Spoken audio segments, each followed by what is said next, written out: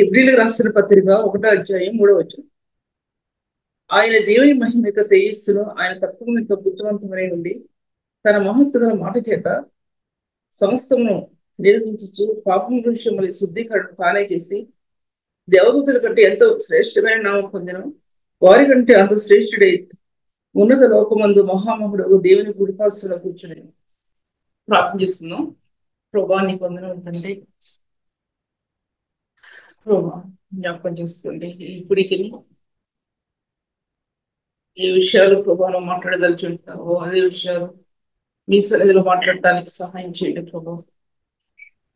తండ్రి మీ శక్తి అపరిమితమైన మీ శక్తి యొక్క మహత్యం ఈ పరిశుద్ధంలో ఏ విధంగా దాచిపెట్టబడిందో, దేవుని యొక్క మహిమ యొక్క తేజస్సు ఏ విధంగా దాచిపెట్టబడిందో తండ్రి వాటన్నిటినీ కూడా ఒకటొకటిగా వివరించండి. నాకు తెలియదు ఎన్నో విషయాలు ప్రభా.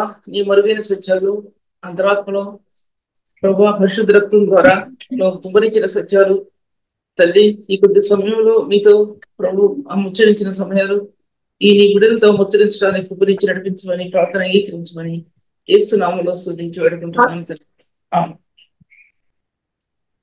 వాక్య భాగాల్లో చూసినట్లయితే మొన్న చెప్పిన వాక్య భాగానికి నేను అదే కంటిన్యూ చేస్తున్నాను. ఎందుకంటే ఆ సబ్జెక్ట్ ఆ రోజు పూర్తి కాలేదు కనుక ఆ విషయాలు మీతో మాట్లాడాలని తెలుస్తున్నాను.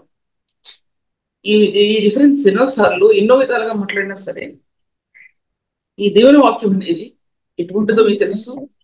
అది ఊటలో జీవపు పూటలో ఈ జీవగ్రంథంలో తీసుకుని వచ్చినటువంటి జీవగ్రంథంలో తీసుకొచ్చినటువంటి ఆ ఊటలో పరిశుద్ధులైన ప్రభుతో ఏకమైనటువంటి ఆస్థానాలు, పరలోక మహిమను వివరించే ఆస్థానాలు ఇవన్నీ ఉదాహరణ ఒకటి ఏకమై ఉన్నాయనే విషయం మీతో మాట్లాడుతుంటున్నాను. ఈ సబ్జెక్ట్ నాకే కొత్తగా అనిపిస్తుంది, కానీ దయచేసి దేవుని సన్నిధిలో మీరు కనిపెట్టినట్లయితే ఇటు నేను ఆశ్రయించబడతాను, అటు మీరు కూడా ఆశ్రయించబడతారు. కానీ కనీసం కొంచెం ఎక్కడ కూడా శబ్దాలు లేకుండా చూడండి కొద్దిగా. తర్వాత దేవుని వాక్య భాగాల్లో ఆయన దేవుని మహిమ యొక్క తేజస్సు అనేది అపోస్తలుడైన పౌలు దమస్కు మార్గంలో చూస్తున్న సంగతి. అది దమస్కు మార్గంలో అపోస్తలుడైన పౌలు తను చూస్తున్నటువంటి విషయం, అది దర్శనం. తన కళ్ళారా చూస్తున్నటువంటి విషయం దర్శనం. తన కళ్ళారా చూస్తున్నటువంటి విషయం అది దర్శనం, అది ప్రత్యక్షత. ఈ ప్రత్యక్షత బైబిల్ గ్రంథంలో పత్రికలు ఎన్నో చోట్ల ఈ ప్రత్యక్షత ఇవ్వబడింది. ప్రత్యక్షత ఏంటో మీకు చెప్తున్నాను, దర్శనం ఏంటో మీకు చెప్తున్నాను, ఒరిజినాలిటీ చెప్తున్నాను. ఈ దర్శనం అనేది నీ ఆత్మకి త్రియేక దేవునికి ఉన్న సంబంధంలో పరిశుద్ధాత్మ నీ హృదయంలో ఉంచిన స్థానాల్లో ఈ దర్శనం ఆత్మ గీయబడి అది విడదీయబడి మిమ్మల్ని నన్ను ఎవరినైనా సరే సర్వసత్యంలో నడిపిస్తుంది. దర్శనం అది ఈ దర్శనం బయలుదేరి వచ్చినప్పుడు పరిశుద్ధాత్మ దేవుడు తన రక్తంతో ఈ దర్శనాన్ని ముద్రించినప్పుడు అపోస్తలుడైన పౌలుకి ఏ విధంగా చూపించాడో అది ఆ కార్యాలన్నీ కూడా ఆ దర్శనంతో కూడా పత్రికల్లో ఆఖరికి హెబ్రీ పత్రిక వచ్చినప్పుడు అపోస్తలుడైన పౌలు రాసినటువంటి హెబ్రీ పత్రిక అది చూపించబడలేదు, కానీ తను రాసిన పత్రిక ఈ పత్రిక వచ్చేపాటికి తను ఇది కనుక రాయకపోతే, ఈ సత్యం రాయకపోతే, హెబ్రీ పత్రికలో 1వ అధ్యాయంలో సత్యం రాయకపోతే, తర్వాత 2 కొరింథీయులకు రాసిన పత్రిక 4వ అధ్యాయంలో మహిమా జ్ఞానం గురించి రాయకపోతే, ఆ రిలేషన్ అంటే సంబంధం మనకి అర్థమయ్యేది కాదు ఇది రాయకపోతే. బైబిల్ గ్రంథంలో ఆ మహిమ స్వరూపాన్ని ఎలా చూశాడు అనే విషయం మీతో నేను మాట్లాడాలని తెలుస్తున్నాను. నేను దయచేసి వినండి. ఎంతో మీ చెవులు పెట్టుకుని హృదయాన్ని పెట్టుకుని వింటే తప్ప ఈ సబ్జెక్ట్ అర్థం అవ్వదు. ఎంత తెగమక పడి నేను రాత్రి దేవుని సన్నిధిలో బతులాడుకున్నానంటే వేరే బతులాడుకున్నాను, అది మీకు తెలియదు. ఈ దర్శన విధానం ఈ ప్రవచనాలన్నీ కూడా బైబిల్ గ్రంథంలో దర్శనాన్ని ముద్రించాయి. మళ్ళీ చెప్తున్నాను, ఇక ప్రవచనాలు దర్శనాన్ని ముద్రించాయి. దర్శనం ప్రత్యక్షతనిచ్చింది. నేను ఒరిజినాలిటీ చెప్తున్నా. నేను ఈ కళ్ళు ఆ కళ్ళు అవి చెప్పట్లేదు. ఎన్నో కళ్ళు వస్తాయి, మనకి ఎన్నో కళలు వస్తాయి, అవి విషయాలు మాట్లాడటం లేదు.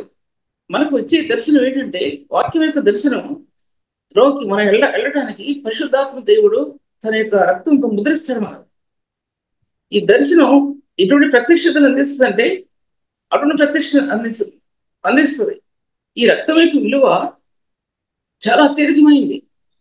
ఇది రక్తం యొక్క విలువ మనల్ని రక్షణలో హృదయాన్ని శుద్ధీకరించి హృదయంలో నివాసం ఉన్నటువంటి ఈ రక్తం యొక్క విలువ పరలోకంలో తండ్రి కుడిపాల్సిన ఆశ్రయుడైనటువంటి ప్రభు పరలోకానికి వెళ్తున్న సమయంలో కూడా అది ప్రకటన గ్రంథంలో ఆ దర్శనం విడదీయబట్టడానికి, ముద్రలు విడదీయబట్టడానికి, 7 ముద్రలు విడదీయబట్టడానికి ఎవరికి యోగ్యత లేనందున అక్కడ యోగం చూస్తున్నప్పుడు వధించబడిన గొర్రెపిల్ల నిలబడి ఉంటే నేను చూచితని అంటాడు.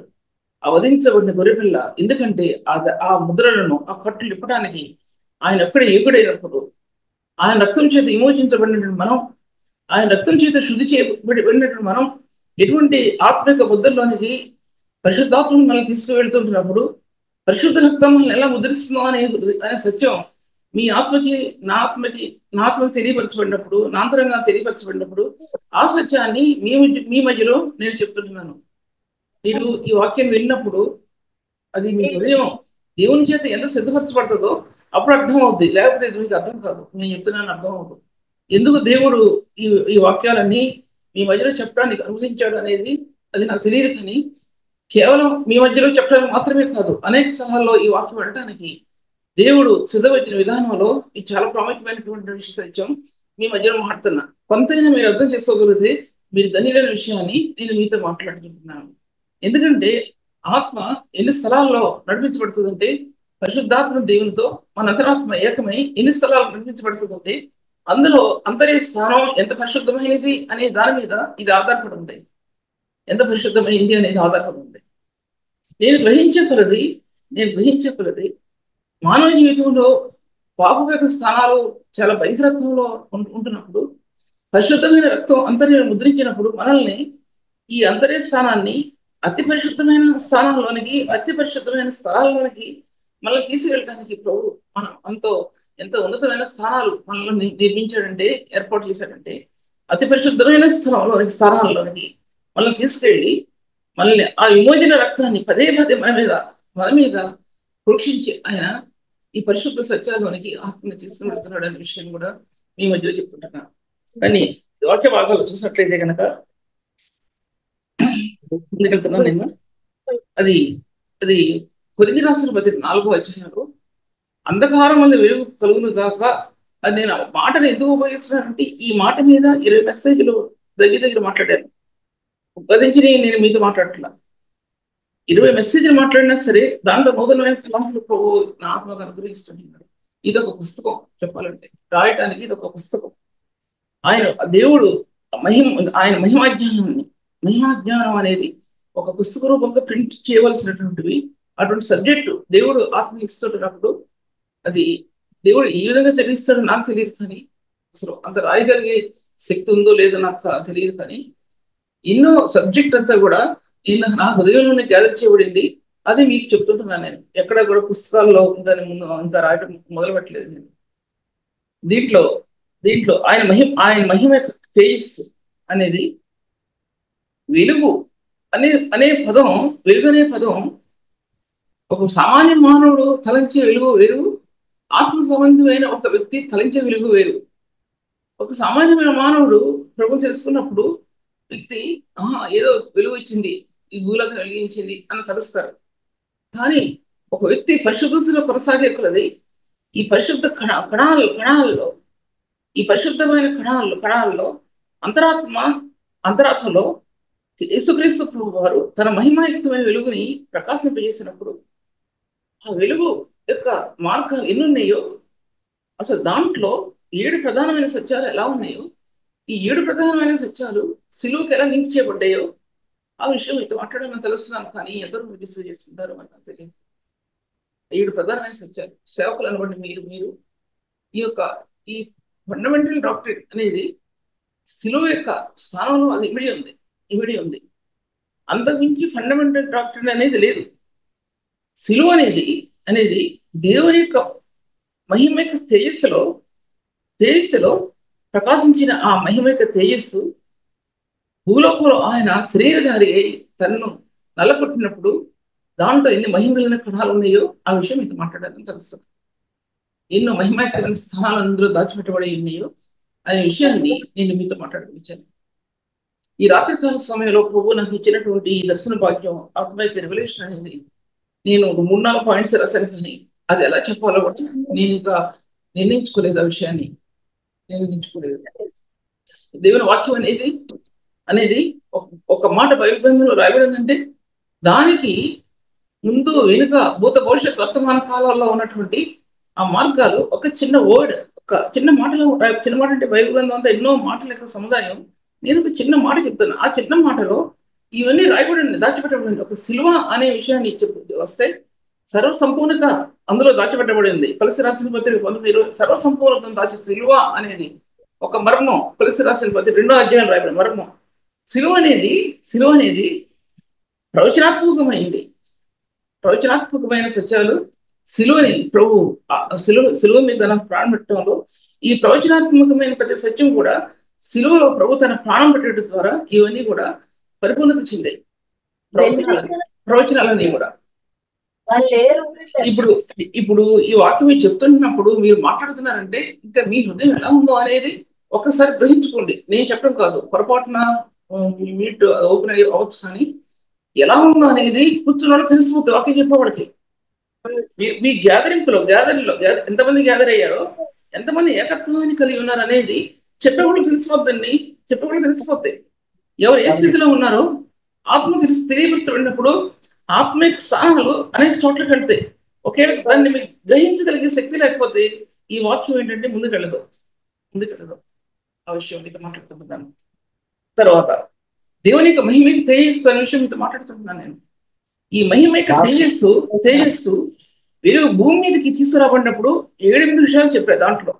దాంట్లో ఆయన గుణగణాలను పొందుపరుచుకుంది, ఆయన యొక్క మహిమను పొందుపరుచుకుంది, లేకపోతే ఆయన ప్రేమను పొందుపరుచుకుంది, ఆయన క్రీస్తు ఏమై ఉన్నాడో అనే సత్యాన్ని ఆ కణజాలాలు అందరూ ఇమిడిపోయి భూమి మీదకి వెలుగు అనేది భూమి మీద కుమ్మరించబడింది. కానీ అందులో ఉన్న కణజాలాలు భూమి మీద ఎలా కుమ్మరించబడ్డాయంటే భూమి మీద శూన్యమైన లోకంలో కణజాలాలు భూమి మీద విభాగించబడుకుంటూ వెళ్ళింది.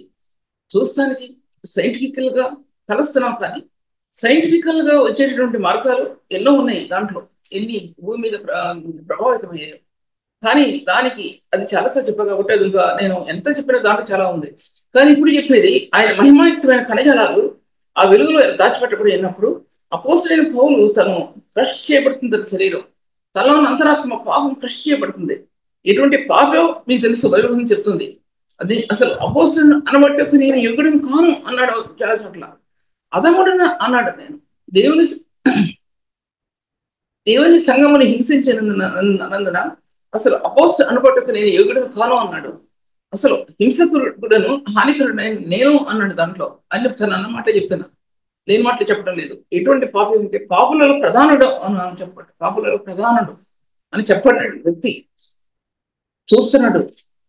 తన ముందు ఉన్న వెలుగును చూస్తున్నాడు.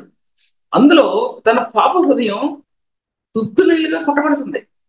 ఆ పాపం క్రష్ చేయబడే కొలది ఆ మహిమాయుక్తమైన ఆ స్థానాల గుండా ఆయన ఏంటో అనేది ఆత్మకు అర్థమైపోతుంది. తన హృదయంతరంగంలో ఆ పరిశుద్ధ స్థానాలు, ఈ పాపపూరితమైన హృదయంలో ఈ పరిశుద్ధ స్థానాలు అత్యధికంగా ఉన్నాయి. దాంట్లో అసలు ఆయన ఏమైనాడు అనే సత్యం లేఖనాలు విడదీయబడుతున్నాయి. తన ప్రావీణ్యుడు లేఖనాల్లో. అటువంటి వ్యక్తి ఆయన ఏంటి అనేది తనకి అర్థమైపోతుంది. మొట్టమొదటిగా తన పలికిన మాట ఏంటంటే దాంట్లో రాసిన పత్రిక కాదు, 2 కొరింథీ రాసిన పత్రికలో మహిమాయుక్తమైన జ్ఞానం అన్న పదం, ఒక పదం ఉంది దాంట్లో. మహిమా జ్ఞానం అనే ఒక పదం, ఈ జ్ఞానం ఎక్కడ కనెక్ట్ చేయబడిందంటే క్రీస్తులో, దేవునిలో, ఒమ్ని సెయింట్లో, ఆయన దాంట్లో ఈ పదం అని కాదు, ఈ కణం అనేది అందులో నుంచి బయలుదేరినట్లుగా ఆత్మకు అర్థమైపోయింది. ఇది పరిశుద్ధులలో ఈ జ్ఞానాత్మ, ఈ ఆత్మ జ్ఞానం అనేది ఆయనలో నుంచి ఆత్మకి కృపావరాలలో 2-3 వరాలు, ఎన్నో కృపావరాలు ఉన్నాయి. అన్నీ చెప్పట్లేదు, కానీ 2-3 చెప్తున్నా. ఆత్మ బుద్ధివాక్యం, జ్ఞానవాక్యం, జ్ఞాన వివేకములకు ఆధారమగు ఆత్మ, సత్యాన్ని బయలుపరిచే ఆత్మ. ఈ యొక్క జ్ఞానంతో కూడినటువంటి ఈ కణజాలాలు హృదయంలో పాపం నాశనం చేయబడే కొలది.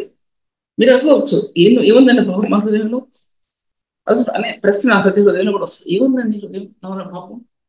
అలా నేను కూడా చాలాసార్లు ప్రార్థిస్తాను, ప్రభు ఈ యొక్క రివల్యూషన్ నాకు రావట్లేదంటే నీకు నాకు అడ్డే ఉంది. అడ్డు ఏది తప్పిదం చేశానా, లేకపోతే ఎవరిని మా సిస్టర్స్ కానీ ఎవరిని ఏమైనా అన్నానా? ప్రభా ఈ హృదయంలో ఏదైనా చిన్న తునక నా హృదయంలో ఉందా? ప్రభా ఎవరైనా కించపరిచానా నేను అని? ప్రభా నువ్వు నాకు ఇచ్చిన స్థానాల్లో ఏ స్థానంలోనైనా నేను మహిమపరచలేదా అని నా హృదయాన్ని నేను దేవుని సన్నిధిలో చూచుకుంటాను. చాలాసార్లు చూచుకుంటాను. ఎందుకంటే ఏ తప్పిదంలో ఉన్నానేమో అనే తపన నా హృదయంలోకి వస్తుంది, చాలాసార్లు వస్తుంది. అంతేకాని నేను రక్షించబడ్డానని అని దేవుని దగ్గర మన హృదయాన్ని మాపు చేసుకోవడానికి కుదరదు, మాపు చేయడానికి కుదరదు. నేను పరిశుద్ధుడని దేవుని సన్నిధిలో మాపు చేయడానికి కుదరదు. ఎంత పరిశుద్ధుడైనా దేవుని సన్నిధిలో అపవిత్రమైన పెదవులు కలిగినటువంటి వాళ్ళు మనం అన్నాడు ఏషియా 6వ అధ్యాయం. అపవిత్రమైన పెదవులు కలిగిన ప్రాఫిట్ తన బాల్యంలో ప్రభుని దర్శించినప్పుడు 6వ అధ్యాయంలో ఏషియాలో ప్రభా నేను అపవిత్రమైన పెదవులు కలిగిన వాడును అన్నాడు. దాంట్లో ఏషియా అటువంటి మాటలు మాట్లాడితే అపోస్తలుడు ఏం మాట్లాడుతున్నాడు అనే విషయం గురించి రెండు మాట్లాడుతున్నాను మీతో. నేను తను చూస్తున్నాడు, ప్రభువుని చూస్తున్నాడు. ఎన్నో 7 విషయాలు మీతో చెప్తానన్నాను. ఎన్నో స్థానాలు తన చుట్టూ ఆత్మకు అనుగ్రహించబడుతూ వచ్చాయి. తను ఏంటి అప్పుడు ఎలా కనబడుతున్నాడు అంటే తను అసలు అద్భుతం కదండి. మనం చిన్న వెలుగులోనే మన ముఖాల మీద ఉన్న చిన్న చిన్న వెలుగు కనబడతాయి. చిన్న చిన్న వెలుగులో మహిమాయుక్తమైన వెలుగులో సామాన్య వెలుగు కదది.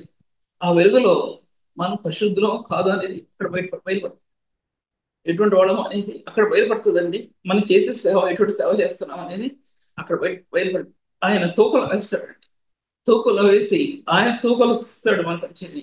ఏమంటాడు? ప్రభా నేను నీతిమంతుడిని ఎలా ఉన్నానో ప్రభా నువ్వు నన్ను నీ త్రాసులు వేసి ఒకసారి చూడు ప్రభా. ఎందుకంటే నేను ఎంత యథార్థవంతునే ఉన్నాను. ఎందుకు నాకు ఇన్ని కష్టాలు ఇచ్చావు? నా శరీరం ప్రశ్నించిపోయింది, నాకు బిడ్డలు చనిపోయారు, శరీరంలో మంచి నేని కూడా లేదు ప్రభా నిలబడటానికి, నీ సన్నిధి నిలబడటానికి నువ్వు చూసావు అంటాడు. నా అడుగులు ఎలా వెంబడించాయి ప్రభా నిన్ను, నా అడుగులు ఎలా వెంబడించాయి నిన్ను అంటాడు. అలాగే మన జీవితంలో మనం ప్రభువుని వెంబడించడంలో ఎలా వెంబడిస్తున్నాం? మనం కలివిలో, లేమిలో, దుఃఖంలో, శ్రమలో, పరిస్థితులను అధిగమించి మనం చుట్టుకుంటున్నప్పుడు ఎలా అడుగులు వేస్తున్నాం దేవుల్లో, ఇటువంటి అడుగు వేస్తున్నాం దేవుల్లో. దానిలో నుంచే దర్శనం, దానిలో నుంచే పాటలు, దానిలో నుంచే ఆత్మలో పరిపూర్ణత, దానిలో నుంచే ఆ కృపా మహదైశ్వర్యం, అందులో నుంచి ఎంతో అత్యున్నతమైన ఐశ్వర్యం మనం ప్రభువుని వెంబడించడంలో అందులో నుంచి బయటకు వస్తుంది. ఎంతో పెద్ద మనం పరిచయం చేయకపోయినా ఒక వ్యక్తి యొక్క జీవిత విధానంలో ప్రభువుని వెంబడించడంలో ఆ కార్యం ఉంది. స్త్రీలు కల్వరి ప్రభు దగ్గరికి ఆయన ఇస్తున్నప్పుడు ప్రభువుకు సిలువ లేదు. ఆయన వెంబడిస్తున్నప్పుడు గుండె తరుక్కుపోతుంది. ఆయనకి ఎంత తరుక్కుపోతుందంటే అయ్యో ఈ అబలు లేని స్త్రీలు ఎంత ప్రేమ చూపిస్తున్నారు నా మీద. ఆ సిలువ ప్రేమ కంటే, ఆయన సిలువలో కృషి చేయబడతాడనే వేదన కంటే ఈ అబలు లేని స్త్రీలు ఆయన వెంబడిస్తున్నప్పుడు గుండె తరుక్కుపోతుంది ఆయనకి. ఎందుకంటే ప్రేమ అనేది అటువంటిది. వెనక తిరిగి యెరూషలేము కుమార్తెలారా నా నిమిత్తం మీరు ఎందుకు ఏడుస్తున్నారు అన్నాడు. దాంట్లో నా నిమిత్తం మీరు ఎందుకు ఏడుస్తున్నారు?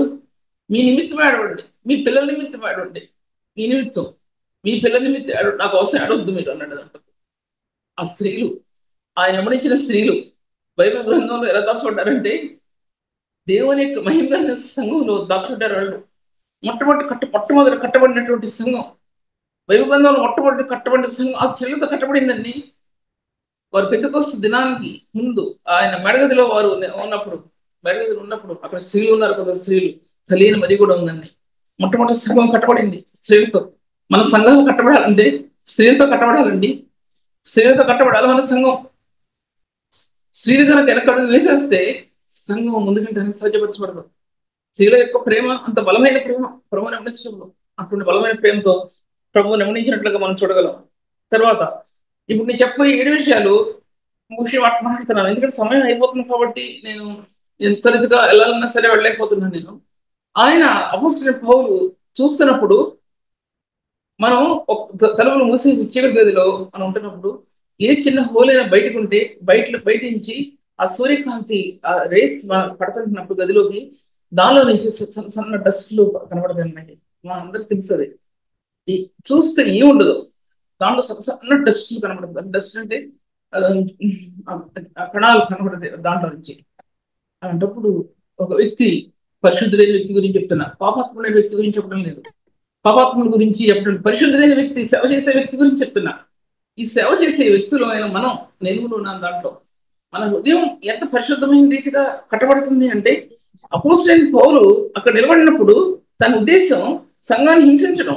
అక్కడ నిలబడినప్పుడు పరిశుద్ధుడైన ప్రభు యొక్క ఆ యొక్క నిజ స్వరూపం ఆ మార్గాల్లో ఆ యొక్క మహిమాయుక్తమైన వెలుగు దాంట్లో నుంచి అతను కనబడుతున్నప్పుడు, చూస్తున్నప్పుడు తన శరీరంలో అంతర్యమైన పాపం కోలతయ్యబడినప్పుడు ఎన్నో సత్యాలు తన ఆత్మ నడిపించబడినట్లు మనం చూడగలం. అది హెబ్రీ రాసిన పత్రిక 1వ అధ్యాయంలో రాయబడింది. ఏమైనా ఆయన దేవుని యొక్క మహిమ యొక్క తేజస్సు ఒక రేఖ వచ్చింది భూమి మీదకి. అంటే ఒక కోవ వచ్చింది భూమి మీదకి. అంటే ఒక కోవ అంటే చూపులో తెలుస్తుంది, మరి దాన్ని ఇంకో మాట లేదు. అది భూమి మీద దిగి వచ్చిందండి. అంతరిక్షంలో నుంచి ఉల్కలు వస్తున్నప్పుడు కొన్ని కవర్స్ మాత్రమే భూమి మీదకి వస్తాయి.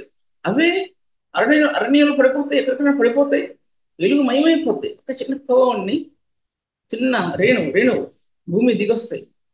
అవి కొన్నిసార్లు విరజంపడతాయండి. కొన్నిసార్లు ఇటు అటు వెళ్ళిపోతాయి చాలాసార్లు. అవి అంటే 4 ఏళ్ళు కూడా వెళ్తాయి కొన్నిసార్లు. వెలుగుమయం అయిపోతుంది. అయితే ఒక కామెంట్ లేకపోతే ఒక చుక్క, ఒక ఉల్క, దాని రేణువు అంత బలమైంది అయితే, అంత వెలుగుమయం అయితే, సర్వసృష్టికి ఆధారపడతాడు ఏంటి ప్రభు. ఒక కొలస్సీ పత్రిక 1వ అధ్యాయంలో శిరస్సు అయినటువంటి ప్రభు, కొలస్సీ పత్రిక 1వ అధ్యాయంలో ఆయన శిరస్సులో అతుకుబడిన మనం, కొలస్సీ పత్రిక 2వ అధ్యాయంలో ఆయనలో ఆ ప్రేమ యొక్క స్థానాల్లో అతికించబడిన మనం ఆయన మహిమేక తేజస్సుని మనం చూడగలుగుతుంటున్నాం. మహిమేక తేజస్సు అంటే ఆయన శరీరకంగా మన ప్రభు మహిమాస్వరూపి, దైవస్వరూపి, ఆత్మస్వరూపి, ఇలా 4 సత్యాలు దాచిపెట్టబడి. ఎక్కడ దాచిపెట్టబడి అంటే శరీరకంగా ఉన్న క్రీస్తులు దాచిపెట్టబడి. అది కొలస్సీ రాసిన పత్రిక 2వ అధ్యాయంలో దైవత్వం యొక్క సర్వ పరిపూర్ణత, ఈ పరిపూర్ణత, అన్ని రకాలైన పరిపూర్ణమైన స్థానాలు అనేవి శరీరకంగా క్రీస్తునందు దాచిపెట్టబడి ఉన్నాయి. కొరింథీ రాసిన 2వ అధ్యాయంలో అందుకోసం ఈ మహిమైశ్వర్యం అనే కుండ, ఈ మట్టి కుండలో, ఈ మట్టి కుండ హృదయం అనేది మట్టి కుండ, అందులో మహిమైశ్వర్యం ఉంది. ఎందుకు మహిమైశ్వర్యం ఉంది? ఆ క్రీస్తుని ఆ శిల్వానుభవంలో తన ఆత్మ ఐశ్వర్యాన్ని పొందుకుంది. క్రీస్తు అది ఆత్మకి గ్రిప్పు. అది లేకపోతే మనిషి సేవ జీవితం అనేది వల్ల కాదు. సేవ చేయడం ఎటువంటి శ్రమ వచ్చినా సరే, ఒక సేవకుడు అనేటువంటి వ్యక్తి, లేక ఒక తల్లి అనేటువంటి వ్యక్తి ఎక్కడికి వెళ్తారంటే ఆ శిలువలో దాచబడిన క్రీస్తు దగ్గరికి వెళ్తారండి. ఆ శిలువలో దాచబడిన క్రీస్తు దగ్గరికి వెళ్ళి ఆయన ముఖంలో ముఖపెట్టి ఆయన హత్తుకొని ప్రభువా పెట్టే కేకలో ఆర్తధ్వని, అదే ఆర్తధ్వని, అటువంటిది ఆర్తధ్వని. ఏ విధంగా తన వాళ్ళ హృదయాలని ప్రభు సన్నిధిలో వాళ్ళు తెలియజెప్పుకుంటారో అనేది ప్రతి పరిశుద్ధుడు కూడా తెలుసండి. తెలియలేదంటే అర్థం ఏంటంటే పరిశుద్ధుడు కాదు. నేనంతే అంతే మాట రెండో మాట.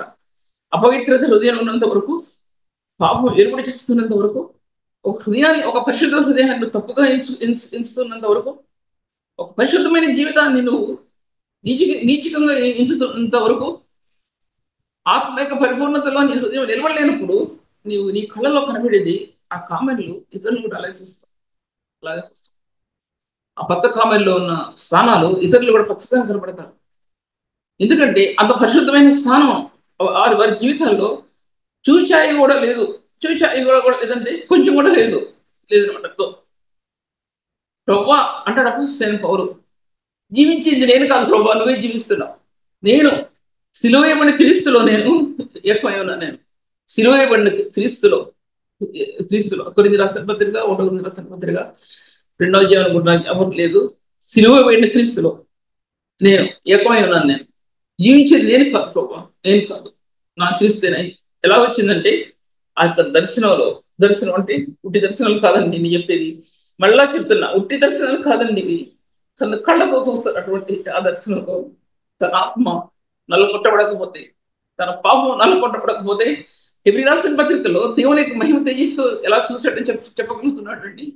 ఎలా చెప్తున్నాడు దేవునికి మహిమ తేజస్సు అని విషయాన్ని.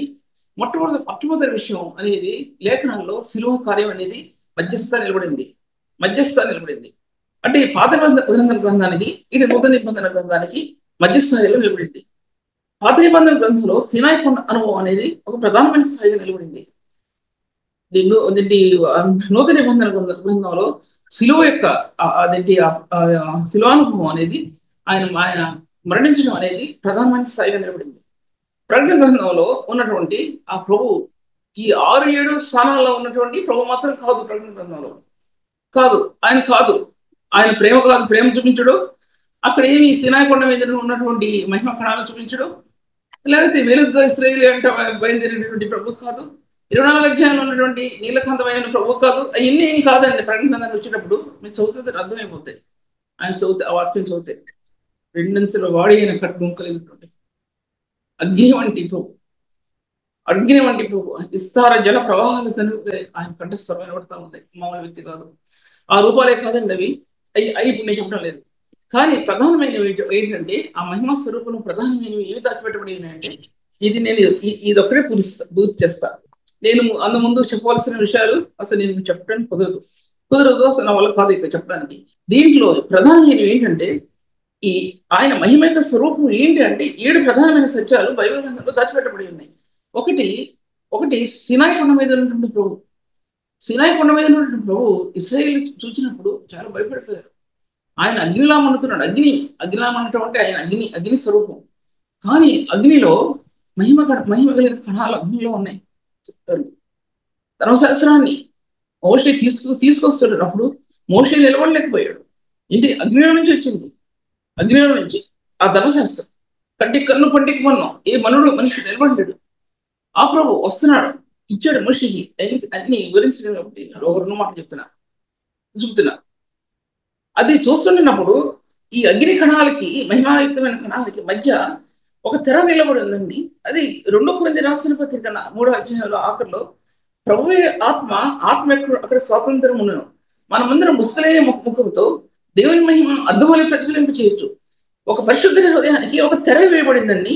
అదేంటంటే కల్వరిలో ప్రభు తన కార్యం నెరవేర్చినటువంటి ఆ తెర చేసుకుని ఆయన ఎపిగాసిన పత్రిక 10వ అధ్యాయంలో నూతనమైనది జీవంగా కలిగినది ఆయన శరీరం తెర ద్వారా అన్నాడు కదా. దాంట్లో పరిశుద్ధ స్థలంలోనికి ప్రవేశించడానికి రిఫరెన్స్లు నాకు అర్థం చెప్తున్నా, కొన్ని రాకపోతే చూస్తాను, కానీ సమయం కాపాడుకోలేక చెప్తున్నా. పరిశుద్ధమైనది జీవంగా కలిగినది ఆయన శరీరం తెర ద్వారా ఆయన పరిశుద్ధ స్థలంలోకి వెళ్ళాడండి. ఆ తెర నీ ఆత్మకి ఇవ్వబడింది. ఒక కల్వరేఖ స్థానంలో ఒక తెర నీ ఆత్మకి ఇవ్వబడిందంటే ఆ తెర వెనుక ఏముందంటే క్రీస్తు మహిమాయుక్తమైన స్థానాల్లో ఆ తెర వెనుక ఉన్నాయండి. ఈ రక్తంలో ఒక వ్యక్తి క్రీస్తు రక్తం మీద దునుమడిన వ్యక్తి పరిశుద్ధుడిగా తన స్థాయి అంతరాత్మ క్రీస్తు యొక్క పరిశుద్ధాత్మ దేవుడు మన అంతరాత్మ తోడుకి పెడుతున్నప్పుడు ఇవి నిలబడతాయండి. ఇవి నిలబడినప్పుడు అర్థం ఏంటంటే నువ్వు ఈ పరిస్థితుల్లో జీవిస్తున్నావు, నువ్వు ఈ అపవిత్రమైన దానిలో ఉంటున్నావు, ఈ అపవిత్రమైన స్థానాల్లో నువ్వు ఉన్నావు, నువ్వు విడుదల పొందవు. లేకపోతే ఈ మహిమాయుక్తమైన తెరలో ఈ మహిమాయుక్త స్థానాలు అందించబడవని మీతో చెప్తున్నా నేను. అందించబడవ విషయంలో ఎందుకంటే ప్రభు యొక్క ఆత్మ ఎక్కడుండను అక్కడ స్వాతంత్రం ఉండను. మనమందరం ముసుగులేని ముఖాన్ని ప్రభు కల్వరి శిలువ మీద ఆ తెరని చీల్చాడండి. ఆయన చీల్చి నూతనమైన జీవం కలిగిన ఆయన శరీరం తెర ద్వారా పరిశుద్ధ స్థలంలోనికి మనకు మార్గం ఏర్పరిచాడు. ఆయన ఆ స్థానాలు గుర్తించగలిగారండి. ఎవరైనా గుర్తించగలిగారా? స్థానాలు గుర్తించగలిగారా? ఏ స్థాయిలో ఉన్నామంటే మనం ఎటువంటి స్థాయిలో ఉన్నాం? ఇప్పుడు వాక్యం ఎవరికి అర్థం కాదు సరి కదా. ఎవరికి కూడా అక్కర్లేదండి. ఇప్పుడు ఈ దినాల్లో ఈ వాక్యం ఎవరికి అక్కర్లేదు. ఏ వాక్యం కావాలో మీకు బాగా తెలుసు. ఎవరికి అక్కర్లేదు ఈ వాక్యం. అసలైన ఫండమెంటల్ డాక్టర్ ఏంటంటే శిలువ వేళల్లో ఉన్నటువంటి సిద్ధాంతాల్లో పరిశుద్ధ సంఘం ఎలా కట్టబడింది, ఈ మార్గాలు ఎవరికి అవసరం లేదండి. పాపం అనే మాట ఎత్తకూడదండి. అసలు మనం ఎక్కడ కూడా ఎత్తడానికి వీల్లేదు. పాపం అనే మాట ఎక్కడ ఎత్తడానికి వీల్లేదు. పరిశుద్ధ సభల్లో పాపం అనే మాట మీకు ఎక్కడ వినపడదండి. ఎందుకు వినపడదంటే అపోస్తులు లాంటి వాళ్ళు ఎవరు లేరు. ఇప్పుడు అటువంటి వాళ్ళు ఎవరు లేరు. అపోస్తులు లాంటి వాళ్ళు ఎవరు లేరు.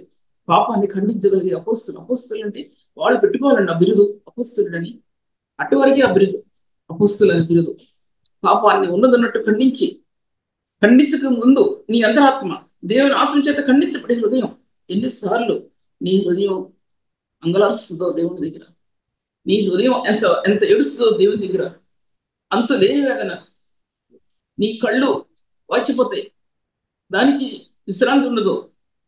అటువంటి వేదన నీ కుటుంబంలో నీ బిడ్డలు చూస్తారని నేను, నీ బిడ్డలు నీతిమంతులుగా తీర్చబడటానికి ఆ తల్లి నిలబడుతుందండి పరిశుద్ధ స్థలాల్లో, ఆ తండ్రి నిలబడతాడండి పరిశుద్ధ స్థలాల్లో. అటువంటి తండ్రి దేవుని సేవలో నిలబడితేనే ఈ మార్గాలు తెరవబడతాయి. లేదా మార్గాలు తెరవడు. సేవకుని హృదయం ఒక తండ్రి హృదయం అండి. సేవకుని హృదయం, తండ్రి తన బిడ్డలకు సంగలార్చే హృదయం సేవకుని హృదయం ఉంది. అప్పుడు ఆ సంఘంలో అనేక వారి కోసం అంగలార్చగలుగుతారు, లేదా అంగలార్చరండి, లేకపోతే సాధ్యపరచుకోవడం అంటున్నాడు ప్రభు. మీ యొక్క ముత్యాన్ని పందుల ముందు ఏమొకటి అంటాడు చాలాసార్లు. అపురూపమైన వాక్యాన్ని పందుల ముందు వేస్తే అవి ఎగిరి మీద పడి మళ్ళీ తీర్చేస్తాయి. అటువంటి దినాల్లో మనం ఉన్నామండి.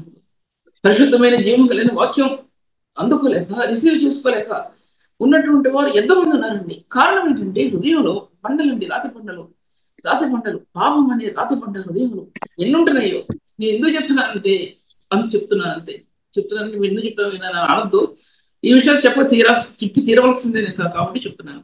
అటువంటి బండలు హృదయంలో నిలబెట్టుకుని భార్య భర్త మీద అనుమానాలతో కుటుంబ వ్యవస్థ చీలిపోతుందండి. చాలాసార్లు ఈ అపవిత్రమైన హృదయాలు కలిగినటువంటి స్త్రీలు సంఘంలో, లేకపోతే పురుషులు కొంతమంది ఈ అపవిత్ర దృష్టితో చూసి కుటుంబాలని చీల్చుకుంటున్నారండి. ఇంకేమన్నా అవసరం. కారణం ఏంటంటే హృదయం యొక్క పరిస్థితి తేటగా లేదు. నీ హృదయాంతరంగం తేటగా లేదు. నీ హృదయాంతరంగం తేటగా మహిమాయుక్తమైన స్థానాలు నీ హృదయం చూడటంలా. ఆ మహిమాయుక్తమైన తెర నీ ఆత్మకి కప్పబట్టం లేదు. ఎంతసేపు ఈ లోక పాపంలోనే జీవిస్తూ క్రీస్తు మహిమను చూడలేని పరిస్థితి ముందుకెళ్తున్నాను. మొట్టమొదటిగా సినాయికొండ అనుభవంలో ఎన్నో విషయాలు చెప్పాను. కానీ ఒక పక్క పాత నిబంధనలో సినాయికొండ అనుభవం, నూతన నిబంధనలో కల్వరి స్థానం, ఈ రెండు నిలబడ్డాయి. కల్వరి స్థానంలో ఉన్న ప్రభు ఆయన హస్తాలు, గాయపడిన ఆయన చేతులు, సిలువేయబడిన చేతులు ధర్మశాస్త్రంలో నుంచి విడుదల పొందలేక, ధర్మశాస్త్రాన్ని నెరవేర్చలేక ఉన్నటువంటి ఆ స్థానాన్ని పాత నిబంధనలోకి వెళ్ళి ఆ ధర్మశాస్త్రాన్ని ఆ గాయపడిన హస్తంతో తుడిచివేశాడండి. కొలసి రాశాడు రాయబడింది. ఆయన హస్తాలు ధర్మశాస్త్రాన్ని తుడిచివేసి ఆ మేకులతో కొట్టాడండి. ఏ మేకులైతే తన హృదయంలో తన చేతుల్లో కొట్టారో అదే మేకులు ఆయన తన స్వరక్తంతో ధర్మశాస్త్రాన్ని కొట్టేశాడు. కానీ దాని ముందు ధర్మశాస్త్రం చాలా బలమైనది. పాపం అనుకున్న బలం ధర్మశాస్త్రమే అన్నాడు దాంట్లో. ఈ ధర్మశాస్త్రం మానవుని పాపం నుండి విమోచించలేకపోయింది. అంటే అర్థం ఏంటంటే, ఒకవైపు చెప్తున్నాను అనుకోవద్దు, ఈ ధర్మశాస్త్రం అంత కఠినమైంది. విడుదల పొందుతున్నాం అనుకుంటున్నారు, దాంట్లో చిక్కుకుపోతున్నారు దాంట్లో. కానీ ఆ విషయం కూడా నేను చెప్పడం లేదు. కానీ ధర్మశాస్త్రంలో ఆ మహిమాయుక్తమైన కణాలు ఎలా ఉన్నాయనే విషయం మీతో మాట్లాడుతున్నాను. నేను ఆ ధర్మశాస్త్రం ఎవరు నిలబడలేరు, సినాయికొండకి చూడలేరు, అగ్ని వంటి ప్రభువులు చూడలేరు, మహిమాయుక్తమైన ప్రభువులు చూడలేరు. అగ్ని వంటి ఆ ప్రభు ప్రకాశిస్తున్నప్పుడు ఒక మోషే చెప్తే ఏ ఒక్కరు కూడా పైకి వెళ్ళలేదండి. అటువంటి మోషే ఎదురు చూసాడండి ప్రభు కోసం. అది చాలాసార్లు చెప్పాను కాబట్టి అది టచ్ చేయను. అటువంటి మోషే నిలబడలేక అసలు ఈ జనాంగం ఒక పక్క, ఈ పాపం చేసే జీవితం ఒక పక్క, భయంకరమైన పాపాన్ని లోనైపోయినటువంటి నిర్గమకాండం 31 అధ్యాయంలో లేకపోతే 31 అధ్యాయంలో చూసుకున్న దాంట్లో, అదే ఇంటి అధ్యాయం దాంట్లో కలవరపడిపోయాడండి. ఎందుకంటే ఒక మానవుడు క్రీస్తుకు ముందుగా ఆయన అడుగు వేస్తూ నడుస్తున్నటువంటి అదేంటి మోషేయండి, అడుగు వేస్తూ నడుస్తున్న మోషే, అదృశ్య స్వరూపుడు అయినటువంటి క్రీస్తు, ప్రవచనాలలో పరిపూర్ణ చెంది రావాల్సిన క్రీస్తు ఏంటో అని చెప్పవలసిన ఆ మార్గంలో ప్రకాశిస్తున్నటువంటి మోషే తనకు గ్రిప్ దొరకలేదండి. ధర్మశాస్త్రంలో గ్రిప్ దొరకలేదు. మరుక్షణంలో పాల్గొట్టిస్తాడు. పాపాన్ని చేశాడు, మరుక్షణంలో పాల్గొట్టిస్తాడు. కొంచెం కూడా అక్కడ ఓర్చుకోలేదు. అక్కడ తను ఓర్చుకున్నాడో లేదా అనే విషయం నేను మీద మాట్లాడదలచలేదు. ఓర్చుకోలేదు అంతే అని చెప్తున్నాను ఒక మాట. తర్వాత దేవునితో మాట్లాడుతూ దేవుని అడుగుతాడండి, ప్రభువా నీ యొక్క మహిమను వంట సందులో ఒకసారి చూపించడం అర్థమైపోయిందండి. మన జీవిత విధానంలో మనం నడవలేకపోతున్నాం ఎన్నోసార్లు. మన శరీరం బలహీనమైపోతున్నట్లు మనమే గమనించుకుంటున్నాం. దేవునికి దర్శనంలోనికి ఆత్మ వెళ్ళటం లేదు. దేవునికి దర్శనాల్లోకి వెళ్ళడానికి ముందు ఎన్నో దర్శనాల్లోకి వెళ్తున్నాం. అసలు అసలు అసలు సరైన సత్యం అనేది ఆ దర్శనంలో ఆత్మ ప్రయాణించడం లేదు కదా, అది పక్కన పెట్టి ఆ దర్శనంలో విప్పారి సత్యాలను బైబిల్ అనేది కనెక్ట్ చేయబడిన విషయం ఎంతమంది తెలుసండి? నాకు వస్తే కళ్ళు, ఎన్నో కళ్ళు వస్తాయండి, ఎవరు చెప్పనా కళలు ఇవి. కానీ ఈ కళల యొక్క అంతర్భావం ఏంటంటే, ఈ కళలలో పరిపూర్ణత ఏంటంటే క్రీస్తు మహిమను చూడగలిగే ఆ దర్శన విభాగం నీ ఆత్మకు అందుతుందండి. అది వాళ్ళని ప్రభు చూశాడు. అలాగే మోషే మహిమాయుక్తమైన ప్రభువులో స్థానాల నుంచి బండ సందుల్లో ఉన్న క్రీస్తు చూచి ఊరటి చెందాడండి. చాలాసార్లు మన పరిచర్య చేయలేక, మనం నడవలేక, మన జీవితాల్లో అప్పుడు సిలువ వైపు వెళ్తా ఉంది. సిలువ దర్శనం వైపు చూస్తాం, ప్రభువులోకి వెళ్తాం. సిలువ వెండి క్రీస్తు వైపు చూస్తూ ఏడుస్తా ఉండి, అంతులేదండి ఆ ఏడుపుకి, అంతులేని ఏడుపు ఏడుస్తామండి, అంతులేని ఏడుపు ఏడుస్తాం. ఎందుకంటే మార్గం లేదు, ఇక మనం కాపాడుకోవడానికి ఇక మార్గం లేదు. ఆ రక్షకుడు ఒక్కడే మార్గం తెరవాలి తప్ప ఎవరు కూడా మార్గం తెరవరు. అందులోకి వెళ్తా ఉండి మనం అదొక విషయం చెప్తున్నాను మీకు నేను.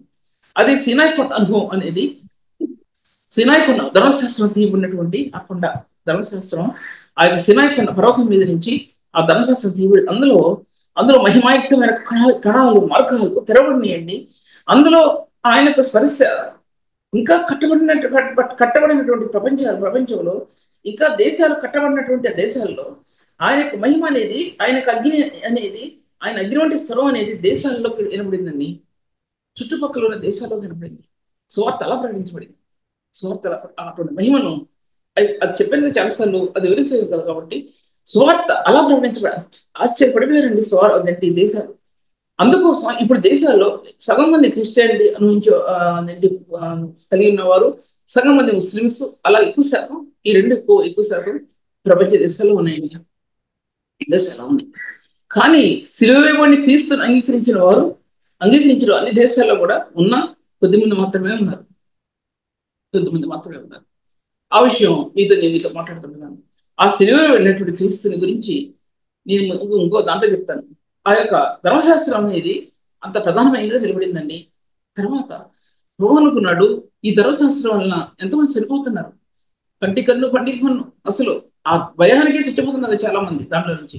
అటువంటి స్థానంలో ఉన్నప్పుడు రెండో మార్గం ఏంటంటే, నేను ఎంత కావో చెప్పిన అవటల రెండో మార్గం ఏంటంటే 24 అధ్యాయాల నిర్మోకాండలో నీలకాంతమయమైన ఆ విషయాలు చాలాసార్లు చెప్పాను కాబట్టి ఒక లైన్ చెప్తున్నాను. నీలకాంతమయమైన ప్రభుని చూశారండి. చూసి యవనస్తులు అందరూ చూశారు, పెద్దలందరూ చూశారు. అప్పుడు మోషే వాళ్ళు ఒకడు మాత్రమే చూశాడు. యెహోషువ కాపలా ఉన్నాడు కొండకి. కానీ ఇక్కడ పెద్దలందరూ చూశారు, యవనస్తులు కూడా చూశారు. యవనస్తులు చూసి అక్కడ బలిపీఠం కడతారు అన్నాడు. బలిపీఠం కడతారు, ఓ బలిపీఠం అక్కడ. దాంట్లో కలస గురించి చెప్పాను, ఇటువంటి రంగు గురించి చెప్పాను, నీలమయమైన రంగు గురించి చెప్పాను, అని చెప్పాను దాంట్లో. నేను దాని అయినా ఏం చెప్పట్లేదు. ఆ యొక్క యవనస్తులు పెద్దలు కూడా చూసి వారు భద్రం చేయబడ్డారండి. ఆయన అంతస్తు నెమ్మదిగా సీనాయి కొండ మీద నుంచి కిందకి దిగింది అనమాట అర్థం. అంటే నేను చెప్తున్నాను 7 విషయాలు మనకు చెప్తాను అనుకోండి. 7 కంటే ఇంక ఎక్కువే ఉండొచ్చు, లేదా 7 కంటే నేను ఒకటి తక్కువ చెప్పొచ్చు. అది లెక్కలో పెట్టుకోకుండా ఏం చెప్తున్నా అది వినండి. తర్వాత మూడవది ఏంటంటే, వాళ్ళు అదేంటి ప్రత్యక్ష గుడారాన్ని కట్టారండి. ముందు కట్టారు, ఆయన తర్వాత చెప్తాను. కానీ ప్రత్యక్ష గుడారాన్ని కట్టారండి. కట్టాడు సినాయి కొండ మీద మోషే తీసుకెళ్ళి. ఏంటి ప్రత్యక్ష గుడారం? 3 కప్పులతో ఏబడింది ప్రత్యక్ష గుడారం. ఆదికాండంలో గొర్రెపిల్లని వధించి వారి పాపాన్ని పరిహారం చేసి చొక్కాలు వారికి దుస్తులు తయారు చేస్తే ఎంత అపరూపమైన దుస్తులు తయారు చేస్తుంటాడండి దేవుడు, చేస్తుంటాడు వాళ్ళకి. మరి ఇప్పుడు చెప్పేది నేను ప్రత్యక్ష గుడారం మీద కప్పులు వేయబడ్డాయి కదా, అదంతా ఎక్కడ చెప్తాను ఇప్పుడు నేను. కప్పులు వేయబడ్డాయి. ఏం చూసినా గొర్రెపిల్ల రక్తం, గొర్రెపిల్ల వెంట్రుకలు, మేక వెంట్రుకలు అవి కనబడుతున్నాయండి ప్రత్యక్ష గుడారంలో.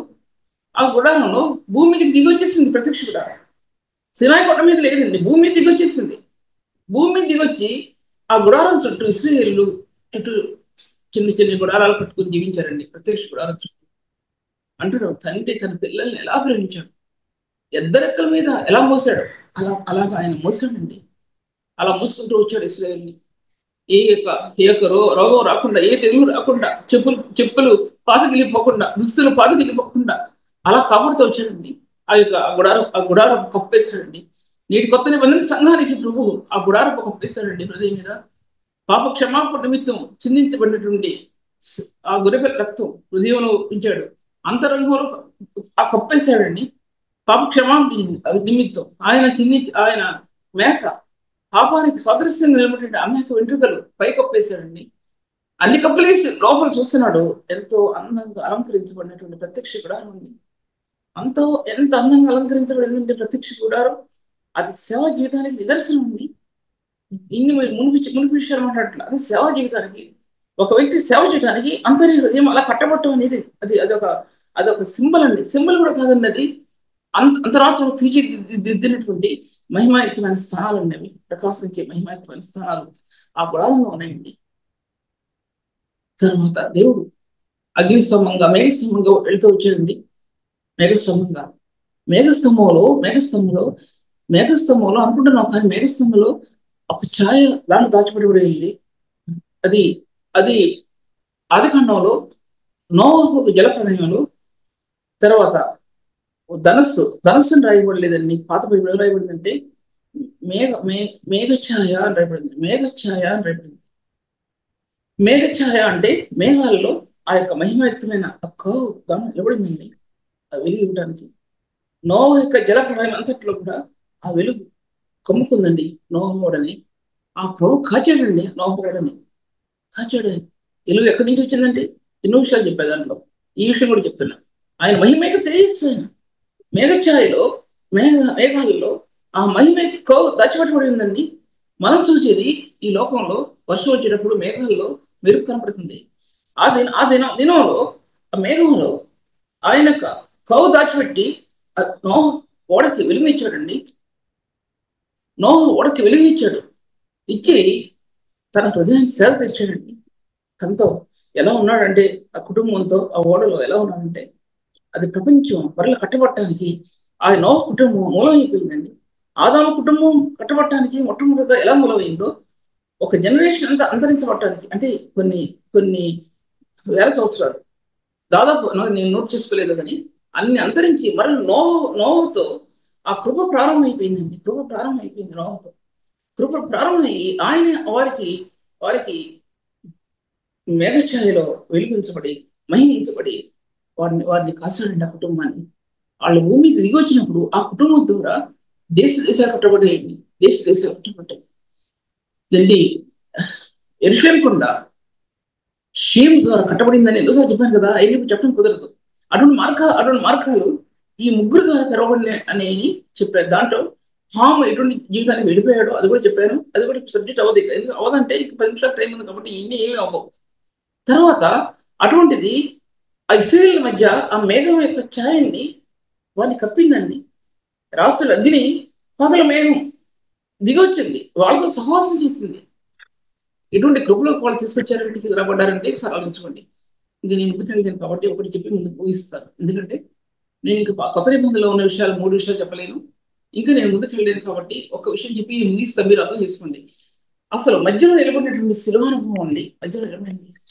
ఈ శిలువానుభవంలో అపోస్తలుడైన పౌలు తన హృదయం తాగుతున్నప్పుడు తనకి ఏం కనబడుతున్నాయంటే, ఈ ప్రత్యక్ష బైబిల్ గ్రంథంలో ఈ 7 ప్రత్యక్షతలో ఈ మహిమాయుక్తమైన స్థానాలు 7 తన హృదయాన్ని కనబడుతున్నాయండి. అందుకే అన్నాడు దాంట్లో అంధకారంలో వెలుగుకరంగా కలిగిన దేవుడు తన మహిమను కూర్చిన జ్ఞానం ప్రకాశం ఇస్తాడు.